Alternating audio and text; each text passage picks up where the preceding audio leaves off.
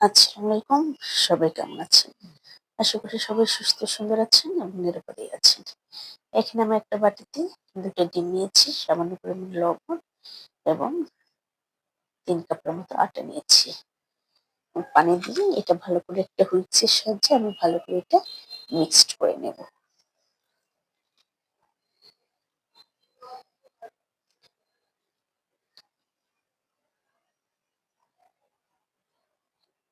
এখানে আমার বেটারটা হয়ে গেছে। এখানে সে খুব একটা ভারীও হয়নি, খুব একটা পাতলাও হয়নি। এখানে আমি রোলের জন্য শিট তৈরি করব। পাতলাটা দেখে বুঝতেই পারছেন কিরকম পাতলা হয়েছে।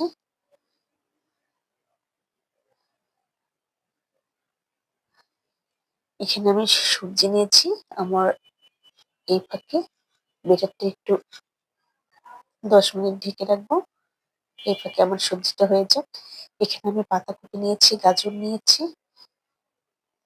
এখানে আমি স্বাদ মতো লবণ আর একটু গরম মসলা এগুলো দিয়ে ভালো করে একটু নেড়েচেড়ে নেব। এটা যখন একটু সফট হয়ে যাবে তখন এখানে আমি মুরগির মাংস দিব। এখানে আমি সামান্য পরিমাণ আপনারা আদা কুচিও দিতে পারেন। আমি এখানে আদা পেস্টটা দিয়েছি। এখানে পেঁয়াজ, মরিচ। পেঁয়াজের পরিমাণটা একটু বেশি করে দিতে পারেন। আর ঝালটা আপনারা যে যেরকম খান ঠিক সেরকমই দিবেন। আমি এখানে শুকনো মরিচের গুঁড়া ইউজ করিনি। আমি কাঁচা মরিচটার ফ্লেভারটাই দিয়েছি। এখানে আমি রান্না করা মুরগির মাংস থেকে আমি কয়েক টুকরা মাংস তুলে রেখেছিলাম। এখানে আমি মটরশুঁটিও দিয়েছি।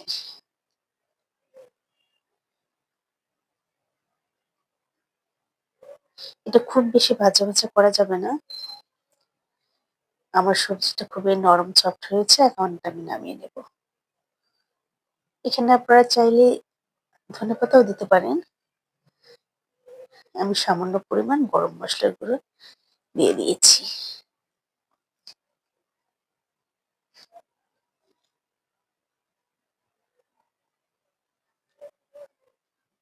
আর এটা সফট হওয়ার জন্য আমি এখানে আপনারা কর্নফ্লাওয়ার দিতে পারেন।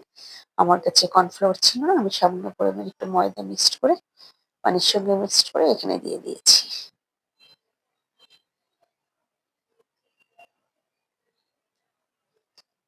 এবার আমি শীটগুলো তৈরি করে নেব।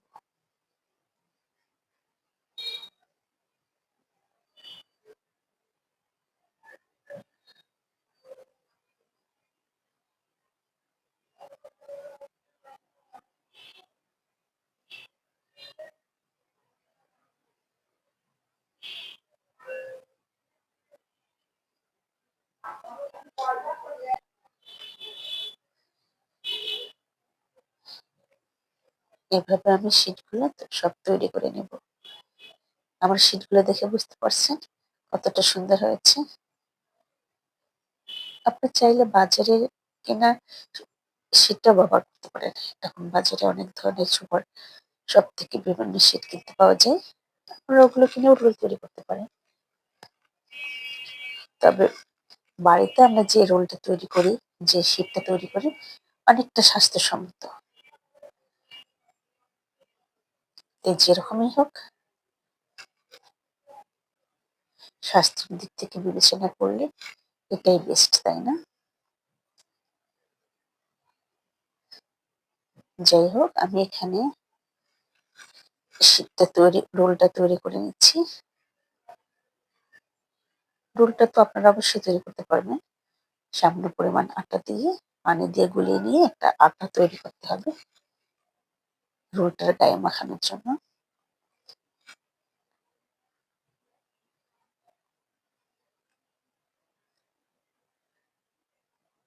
এই যে আমার রোলগুলো সব তৈরি হয়ে গেছে।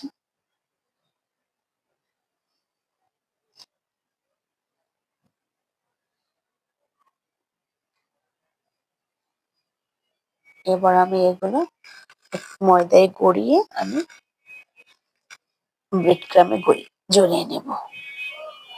এখানে আপনার টোস্টের গুঁড়ো ব্যবহার করতে পারেন। এখানে আমি ব্রেড ক্রামটা ব্যবহার করছি।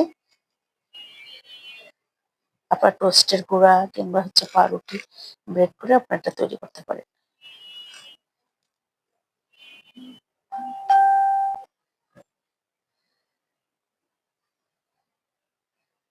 আমার আজকের রেসিপিটি যদি আপনার এতটুকু ভালো লেগে থাকে তাহলে অবশ্যই একটা লাইক করবেন এবং অবশ্যই একটা সাবস্ক্রাইব করবেন। আমি এভাবে সবগুলো তৈরি করে নিই।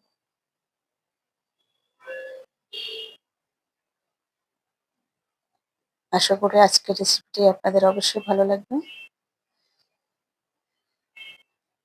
এগুলো আমার সব করা হয়ে গেছে। এগুলো আমি ফ্রোজেন করব। আর হচ্ছে আমি কয়েকটা ভেজে নেব। এগুলো আমি ডিপে রেখে দেব ০.৫ ঘন্টার জন্য।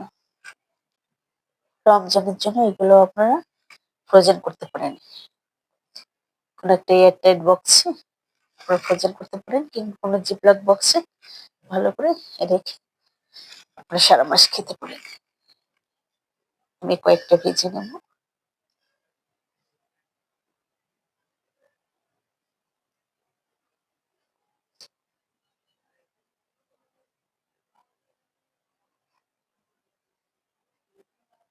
০.৫ ঘন্টা পর আমি এগুলো বের করে এয়ারটাইট বক্সে রেখে দিয়েছি। ওটা আর দেখালাম না। আমি কয়েকটা এখানে ভেজে নেব।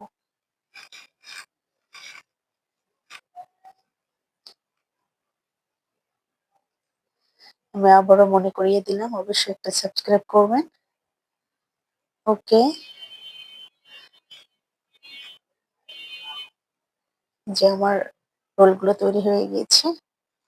অনেকটাই সুস্বাদু হয়েছিল। আপনারা অবশ্যই একবার বাসায় ট্রাই করে দেখবেন। অবশ্যই তৈরি করবেন। ওকে, ভালো থাকবেন। আল্লাহ হাফেজ।